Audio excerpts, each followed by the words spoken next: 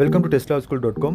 இந்த வீடியோவில் நாங்கள் பார்க்க போகிறது வந்து எப்படி ஸ்டூடெண்ட் அக்கௌண்ட் வந்து திறக்கலாம்னு சொல்லக்கூடியது. பாருங்கள், இந்த இடத்துல 3 லைன் இருக்குது. இந்த மெனுவை நீங்கள் ப்ரெஸ் பண்ணணும்னு சொன்னால் கீழே ஒரு லிஸ்ட் ஒன்று வருது. அதில் டீச்சருக்கும் கண்டாக்டுக்கும் நடுவில் லொகின் ஒன்று இருக்குது. அதை நீங்கள் ப்ரெஸ் பண்ணால் டீச்சர் ஸ்டூடெண்ட்னு சொல்லி வரும். அதில் நீங்கள் ஸ்டூடெண்ட்டை ப்ரெஸ் பண்ணினால் ஸ்டூடெண்ட்டுக்கு உரிய நியூ பேஜ் ஒன்றுக்கு போகும். அதில் உங்களோட இமெயில் அட்ரஸ் பாஸ்வேர்டு கேட்குது. உங்களுக்கு ஆல்ரெடி அக்கௌண்ட் இல்லைன்றதுனால நீங்கள் கிரியேட் அன் அக்கௌண்ட் கொடுக்கலாம். அந்த கிரியேட் அன் அக்கௌண்ட்டை ப்ரெஸ் பண்ணால் ஒரு நியூ பேஜ் ஒன்றுக்கு போகும்.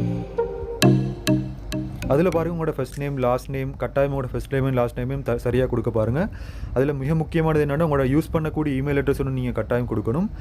ரெண்டாவது விஷயம் என்னென்னால் மொபைல் நம்பர், உங்களோட மொபைல் நம்பரை நீங்கள் தவறாமல் கொடுக்க பார்க்கணும். ரைட்டா? அப்போ தான் உங்களுக்கு என்ன சரி பிரச்சனைன்னு சொல்லி உங்களுக்கு கால் பண்ணி சொல்லலாம்.